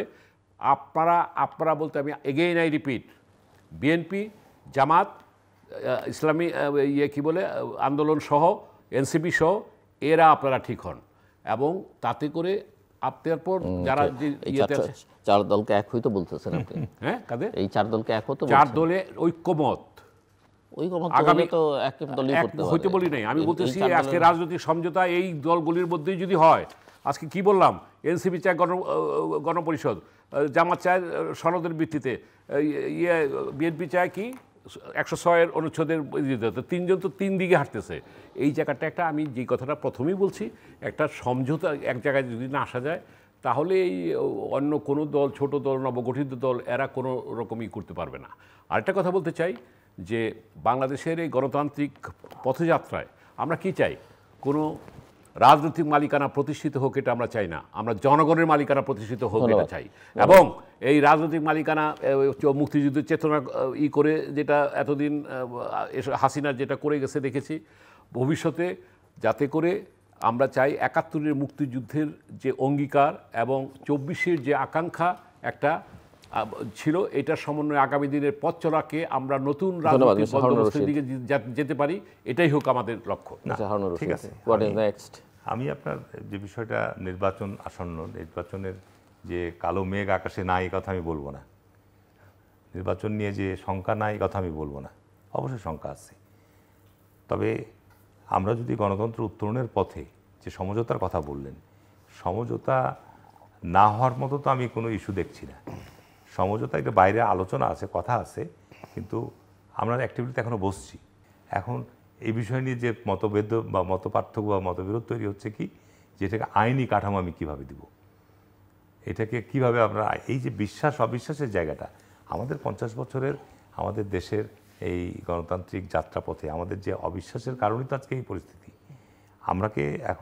আমরা বসতে পারিনি, বৃহত্তম রাজনৈতিক দলগুলো আমরা আমাদের দেশের গণতন্ত্রের স্বার্থে বা দেশের জাতীয় স্বার্থে আমরা একসাথে বসতে পারিনি। বসতেছে তো, কিন্তু ঐক্যমতের এখন বসি। সেটার জন্য আমার বক্তব্যটা হচ্ছে যে আমরা যদি এটাকে ভণ্ডুল করে দিই, আমরা যদি এটাকে আমাদের একটা মানে কি বলবো অন্তর্বর্তীকালীন সরকারের সময় আপনারা যে কিছু কিছু রাজনৈতিক দল পিআরের দাবি নিয়ে কর্মসূচি নিয়ে মাঠে আপনি আন্দোলন নামবে, এই যে 8 দল, তাহলে কোন দিকে যাবে? যারা যেটাই হোক, যা ছোট দল হোক আর বড় দল হোক আর যাই হোক না কেন, কালকে যদি বিএনপি বলে আমরা এই দাবি নিয়ে মাঠে নামবো, তাহলে তো আপনার আমাদের এই যে গণতন্ত্রের উত্তরণের যে সম্ভাবনা সেটা ধ্বংস হবে এবং এটা একটা দীর্ঘসূত্রিতার মধ্যে পড়ে যাবে জাতি, এবং যেতে জাতির যে আকাঙ্ক্ষা, যে স্বপ্ন ধূলিসাৎ হবে। 24-এর যে আকাঙ্ক্ষা বা আমাদের 24-এর যে স্বপ্ন, এটা 100% ধূলিসাৎ হবে। আমাদের এখন যে কারণেই একটা, যেটা আপনি বলেন যে সমঝোতা বা আপনার আলোচনার মধ্যে দিয়ে নিষ্পত্তি, এটার ব্যাপারে তো আমি দ্বিমত করব না। গণতন্ত্রের সংজ্ঞাই হচ্ছে আপনাকে আলোচনায় থাকতে হবে, আলোচনার মধ্য দিয়ে আপনাকে সমাধানের পথ অগ্রসর হতে হবে। আলোচনা ছাড়া তো কোনো জিনিসের সমাধানের পথ আপনি পাবেন না। আপনি যদি নিজের অহমিকা যেটা বলছেন, আমি বিএনপির মধ্যে কোনো অহমিকা দেখি না। বিএনপি যে পর্যন্ত ছাড় দিয়েছে বা যে পর্যন্ত এখনও কথা বলছে, আপনি বললেন যে 106, বিএনপি একটা কথা বলছে যে এইখানে সাংবিধানিক যে বিষয়গুলো রয়েছে সেগুলো সংসদ ছাড়া সম্ভব নয়, কিন্তু যে বিষয়গুলো একমত হয়েছে সেগুলো বিএনপি বলছে এগুলো সংসদে গিয়েই যত দ্রুত সম্ভব সংবিধান সংশোধন করে সেই জায়গাগুলো যেগুলিতে এক হয়েছে সেগুলির ব্যাপারে তো একটা অঙ্গীকারনামা করতে তো অসুবিধা নেই। সেটা হচ্ছে না কেন? সেটা অঙ্গীকারনামার ক্ষেত্রে এই দলগুলো বলছে তারা বিশ্বাস অবিশ্বাসের জায়গা, বলছে যে যদি বিএনপি ক্ষমতায় যে না করে, অতীতে তো আমাদের যে অভিজ্ঞতা, এই কথার অতীতের এই আস্থাটা দেওয়া উচিত। আমি একটু করি আপনার অনুমতি সাপেক্ষে, সেটাই জায়গাটা আমি শেষ করতে চাই এইভাবে যে আজকে এনসিপিকে অভিভাবকহীন বলেন যাই বলেন, এরা তো এই প্রজন্ম তো রক্ত দিয়েছে, যদিও তাদের সম্পর্কে অনেক প্রশ্নবিদ্ধ তারা হয়েছে বিভিন্ন কারণে, আমি ওই দিকে নাই গেলাম। আজকে এই তরুণদের আকাঙ্ক্ষাকে ধারণ করে দেখিয়ে বিএনপি অনেক সমঝোতা করছে, আমি বলছি ছাড় দিচ্ছে। আমি বিএনপির একজন শুভাকাঙ্ক্ষী হিসাবে আপনার মাধ্যমে অনুরোধ করব যে আমরা একটা নির্বাচন চাই এবং সেই নির্বাচন সেটা ঠিক আছে। আপনি দেখেন, আমি এটা জাস্ট আলোচনা যেহেতু হচ্ছে, আপনি অন্তর্বর্তীকালীন সরকার গঠন করার সময় আপনি ছাত্রদের প্রতিনিধি রাখলেন, তাই না? আমি মনে করি যে প্রফেসর ইউনূসের এটা একটা বড়, জানি না তার এটার মধ্যে অন্য কোনো প্ল্যান, অন্য কোনো ডিজাইন ছিল কিনা। তো ছাত্র প্রতিনিধি আপনি কীভাবে এই সিলেক্ট করলেন, যারাকে ছাত্র প্রতিনিধি হিসাবে সিলেক্ট করলেন, কি মেজারমেন্টে তাদেরকে সিলেক্ট করলেন? এখানে কিন্তু 24 জুলাই আগস্টের যে আন্দোলন অভ্যুত্থান, এখানে কোনো আপনি বলবেন যে অমুক দল অমুক নেতার নেতৃত্বে অমুক এজেন্ডার ভিত্তিতে আমরা এই মুভমেন্ট হয়েছে, কথা কেউ দাবি করতে পারবে না, কোনো ছাত্র সংগঠন দাবি করতে পারবে না।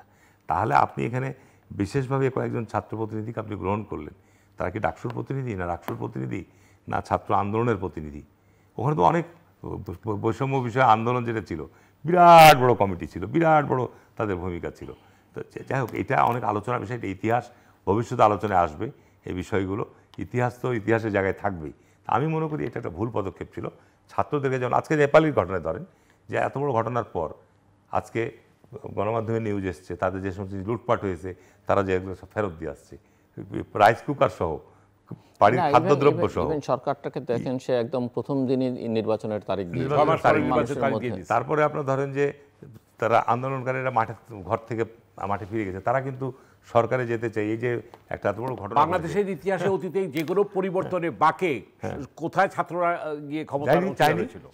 আমি সেটাই বলছি। মুক্তিযুদ্ধের পর হয়েছে, এখানেও তো 90-এর পরে হয়েছে, পৃথিবীর কোথাও আমি এটাই বলছি তো যে এখানেও চাইনি। এখানে প্রফেসর ইউনূস এদেরকে মাস্টার মাইন্ড বানিয়ে এদেরকে আপনার দায়িত্ব দিয়েছে, এবং তারা গত 1 বছরের মধ্যে গণমাধ্যমে যে সমস্ত তথ্য এসছে, যে কর্মকাণ্ডগুলো এসছে, এগুলো তো আপনার সামনে ভবিষ্যতে আপনার ইতিহাসের অংশ থেকে বাদ যাবে না। তো সুতরাং এগুলো কিন্তু আমাদের জন্য আমি বলবো যে ভালো লক্ষণ নয়।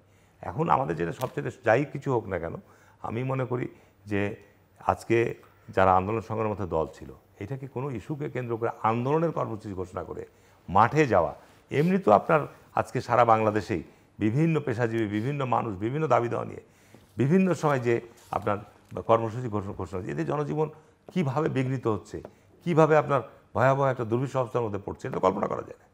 এরপরে যদি আপনি সবকিছু শেষে শেষ অংশটুকুর উপর নির্ভর করছে এই সনদের যে ভিত্তিটা কিভাবে হবে, ঠিক আছে, এইটাকে এক জায়গায় আনতে পারলে। এরপরে যে বিষয়টা আমি বলতে যাচ্ছি, যে এটাকে কেন্দ্র করে যদি রাজনৈতিক দল আপনার দাবি দেওয়া নিয়ে আন্দোলন কর্মসূচি যায়, তাহলে তো এখানে রাজনৈতিক দল হিসেবে বিএনপিও তখন একটা বক্তব্য থাকবে। বিএনপি তো ধৈর্য ধারণ করে আছে। আপনি অহমিকার কথা না, বিএনপি স্বাভাবিক কারণে আগামী নির্বাচনে যে আমাদের প্রতিপক্ষ প্রতিদ্বন্দ্বী ছিল যে জোট, তারা অনুপস্থিত, এখন নিজেদের মধ্যেই অনুপস্থিত। এখন তারা আপনার তাদের ভোট, তাদের অবস্থান কোন দিকে যাবে, কি হবে, সেটা নির্বাচনের সময় ফায়সালা বোঝা যাবে। ছাত্র সংসদ নির্বাচন দিয়ে এটা আপনি বিবেচনা আনতে পারবেন না। যে কারণে যেটা জুলাই কিন্তু আপনি ছাত্র সংসদের নির্বাচনকে এভাবে উড়িয়ে দিয়েও লাভ নেই, কারণ সারা দেশের ছাত্র সংসদগুলো তো যখন নির্বাচন হচ্ছে, তারা একটা প্রভাব মানুষের মধ্যে তো না, এটা সাইকোলজিক্যাল বলে গেছি, মনস্তাত্ত্বিক প্রভাব আছে, এবং তাদেরও তো ফ্যামিলি আছে, আত্মীয়স্বজন আছে। আমি এটা দ্বিমত করবো না যে এই নির্বাচনগুলোর ফলে যে বাইরে যে কিছু প্রতিক্রিয়া হচ্ছে না তা না, মনস্তাত্ত্বিক একটা প্রভাব পড়তেছে। এখানে জাতীয়তাবাদী শক্তির মধ্যে কিন্তু এটা একটা, আমি বলবো যে প্রতিক্রিয়া হচ্ছে, যে নির্বাচনের অন্যান্য স্টেক হোল্ডার যারা আছে, দেশীয় আন্তর্জাতিক, সবাই তো দেখছে যে কি আসলে এখানে এখন যে বিষয়টা হচ্ছে যে আপনি জুলাই সনদ নিয়ে যে বিষয়টা দাবি দেওয়াটা আসছে, এটাকে নিয়ে কেউ গণপরিষদ, কেউ আইনি কাঠামো, কেউ সংবিধানের উচ্চে মর্যাদা দান করা, এই সমস্ত আপনার আমার মনে হয় যে সময় ঘনিয়ে আসলে এটা এখন নিজের পক্ষে মানে জনমত তৈরির জন্য নিজের পক্ষে ভোটা, যেটা আপনি আগে বলেন যে ছোট ছোট দলগুলো একত্রিত হয়ে যদি একটা শক্তি তৈরি করতে পারে, এই ধরনের, আমি এটা দোষের বলবো না, কিন্তু এটাকে কেন্দ্র করে যেন জনদুর্ভোগ বা জনভোগান্তি তৈরি না হয়। আপনি আপনার রাজনৈতিক ইস্যু নিয়ে, রাজনৈতিক কর্মকাণ্ড নিয়ে দাবি দেওয়া শেষ করতে, সেটা তো অসুবিধা নেই। দর্শক, অনুষ্ঠানের শেষ প্রান্তে আমরা সামাজিক যোগাযোগ মাধ্যম ফেসবুক, এক্স এবং ইউটিউবে রীতিমতো লাইভ স্ট্রিম হচ্ছে, আপনারা দেখতে পারেন। টেলিভিশনের পর্দায় দেখতে না পারলে যে কোনো সময় যে কোনো স্থান থেকে ইউটিউবে রীতিমতো চ্যানেলটি সাবস্ক্রাইব করে এই পর্ব বা পুরনো পর্বগুলো আপনারা দেখতে পারেন। মিস্টার গোলাম সরওয়ার মিলন এবং মিস্টার হারুনুর রশিদ, অসংখ্য ধন্যবাদ এই আলোচনা অংশ নেবার জন্য। দর্শক, আমরা স্বীকার করি কিংবা নাই করি যে বাংলাদেশ আসলেই যে আশঙ্কা কেউ শুরু থেকে করছিলেন, যে একটা ভিন্ন ধারায়, ভিন্ন খাতে প্রবাহিত হচ্ছে বাংলাদেশের রাজনীতি, গতি, প্রকৃতি, এবং সেটাকে খুব সুকৌশলে সেই ধারায় নিয়ে যাওয়া হচ্ছে, এবং তার কিছু কিছু লক্ষণও ইতিমধ্যেই স্পষ্ট, এবং সেই স্পষ্টতাকে আপনি সরাসরি চ্যালেঞ্জ করবার সুযোগ নেই, কেননা এখানে কৌশল শক্তিশালী ছিল, এখানে কৌশল বিজয়ী হয়েছে, এবং এই ধারা চলতে থাকলে যে যত স্বপ্নই দেখুন না কেন, আগামী নির্বাচনটাও যে খুব ভালো কিছু হবে এমন মনে করবার কারণ নেই। শুধু ফলাফল না, নির্বাচনের ফলাফলের যে প্রক্রিয়া নিয়ে যাওয়া হবে সেটাও খুব সবার জন্য সুখকর, স্বস্তিকর বা দেশের জন্য কল্যাণকর হবে, এটা মনে করবার কোনো কারণে। তার চেয়ে বড় প্রশ্ন যে আদৌ নির্বাচনটি ফেব্রুয়ারিতে হবে কিনা। সংশ্লিষ্টরা যে জোর গলায়, যত বড় গলায় বলছেন যে পৃথিবীর কোনো শক্তি এই নির্বাচনের তারিখ বদলাতে পারবে না, সংশয়টা কিন্তু সেখানেই তৈরি হচ্ছে, এবং নির্বাচন যদি হয়ও সেই নির্বাচন আসলে আদৌ কোনো নির্বাচন হবে কি না। এবং ইতিমধ্যেই রাজনীতিতে জনসমর্থন থাকাটাই সবচেয়ে বড় কথা নয়, জনসমর্থন অত্যন্ত গুরুত্বপূর্ণ, কিন্তু স্ট্র্যাটেজি, ট্যাকটিক্স এগুলো অত্যন্ত গুরুত্বপূর্ণ। এবং সবচেয়ে বড় কথা হচ্ছে রাজনীতিটা বুঝতে পারা। বাংলাদেশের বড় বড় রাজনৈতিক দলগুলো একটি তো ইতিমধ্যেই পতিত হয়েছে এই ভুল খেলায় খেলতে গিয়ে বা অপখেলায় নিজেকে শক্তিমান করে তোলে, আরেকটি দলও নিজের যে শক্তি বা অবস্থান সেটা ধীরে ধীরে হারাতে বসছে, এবং সেটা দেশের জন্য খুব কল্যাণকর নয়। কারণ দেশের অন্যান্য অপর ছোট ছোট রাজনৈতিক দলগুলো সেরকম একটি দলের নেতা বলছেন যে এদের উপরে নির্ভর করে খুব বেশি লাভ নেই। আর মাঝখানে যে মাঝারি মানের দলগুলো এবং তাদের যে আদর্শ, সেই আদর্শ যদি শুধুমাত্র ইসলাম হয় কারো কোনো সমস্যা নেই, কারণ আদর্শ হিসাবে ইসলামকে অনেকেই অনুসরণীয় অনুকরণীয় মনে করেন। কিন্তু এই ট্র্যাডিশনাল ইসলাম আর পলিটিক্যাল ইসলামের মধ্যে একটা বড় পার্থক্য রয়েছে। ইসলামকে ধর্মকে রাজনৈতিক স্বার্থে ব্যবহার করার যে প্রবণতা, সেটা কারোর জন্যই খুব একটা কল্যাণকর নয়, এবং এর উদাহরণ পৃথিবীতে বহু নজির আছে। দর্শক, আমাদের সঙ্গে থাকবার জন্য অসংখ্য ধন্যবাদ। আপনার সবার জন্য শুভকামনা।